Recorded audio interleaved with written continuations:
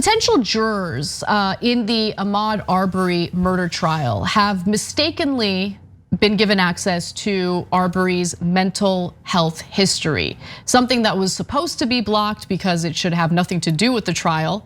Now it's evidence that was actually already ruled inadmissible by the judge. So it's curious how this kind of mistake happened. So let's give you the details.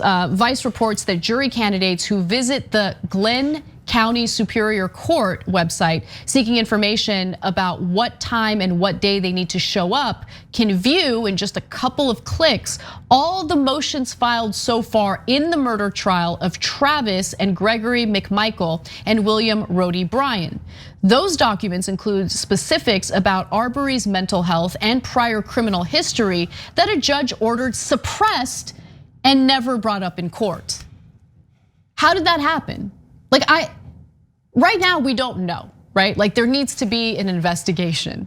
But for those of you who might wonder which case is this? There have been so many brutal shootings involving unarmed black men.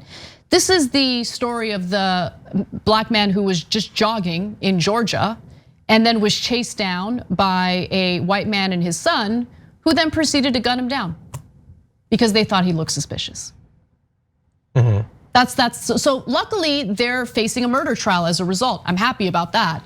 But already we're seeing this questionable behavior taking place. It's so crazy and so specifically crazy that it's like, okay, so it's supposed to be suppressed so nobody can see it. Oh, okay, then I'll just deliver it directly to the people who aren't supposed to see it. Yeah. Like, oh, I accidentally faxed it to them. It can't just be as simple as, no, I'm just gonna upload it. Because that's assuming that they've seen it, and I know that we need to find out if they actually saw it or whatever. That's just going to produce a mistrial. Like how?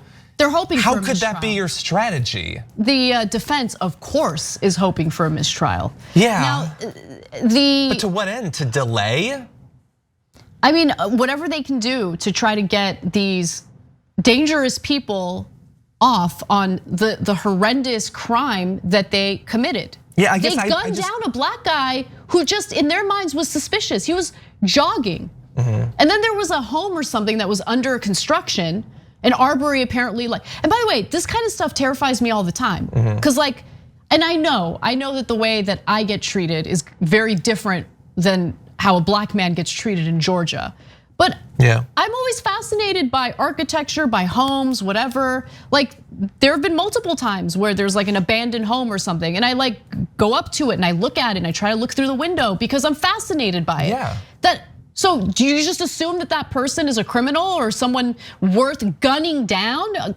Carrying out an extrajudicial murder? Yeah. I don't understand how. Again, I'm not Adrian Lawrence. I'm not the legal expert.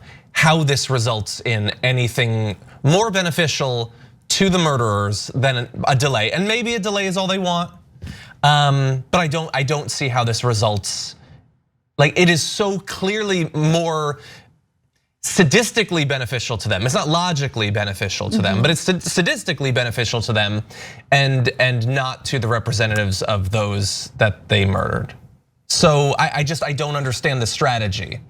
I think, look, honestly, and I think that this is a way to, even if the evidence is it's considered inadmissible in court. The judge is like, listen, even though he is dead, he still has the right to medical privacy. So no, you're not allowed to use his medical records and his mental health history as evidence in this trial. Yeah. So, but I think it's a way of influencing potential jurors, even if that evidence is not admissible in court. Sure. It can still bias or create a bias. Yeah, totally. Assuming that it doesn't get declared a mistrial and the jury is gotten rid of and we get a new jury. Right. Which seems like the only plausible outcome. Yeah, and look, the medical privacy defense makes sense, but also I think more importantly, logically, that information is irrelevant. It's totally irrelevant. The judge said that too, by the way. The judge is like, no, Ahmaud Arbery is not on trial. The people who gunned him down and murdered him, Those are the people on trial. So his But what if he had anxiety or depression? So that's the thing, like the knee-jerk thing that I think most people would say is it's irrelevant whatever crimes he might have committed because he wasn't committing a crime there. But that's actually not going far enough because it's irrelevant even if he had committed some crime there. If he had trespassed. Let's say he had trespassed and he really was scoping out the place. He was casing the joint, as they say, and he was planning to come back and steal a drill later or something. Still irrelevant.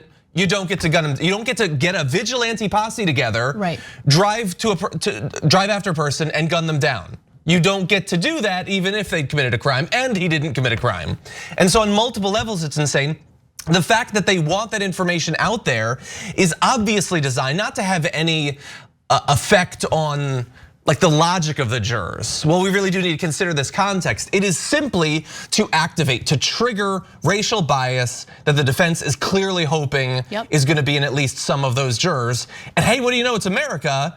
It's probably a pretty good strategy because the vast majority of Americans have, at the very least, some level of implicit bias and would be triggered to think that if you had had mental health issues or if you'd committed crimes in the past that mattered. There's a reason they always search through the social media, try to find something that makes a person look scary. They know that that affects people.